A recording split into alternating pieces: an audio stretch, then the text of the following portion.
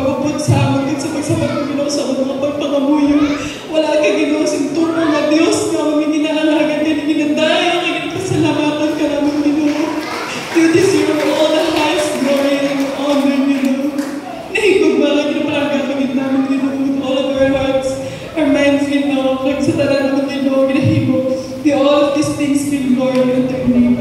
Dalaya kay Ginoo sa ganda, pinabalik din namin sa mga mataas sa pagdayo at pagpasalamat. In Jesus' name we pray, Amen.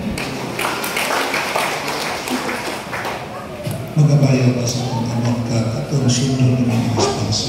Grace and mercy shall follow me all the days of my life, and I dwell in the house of the Lord forever.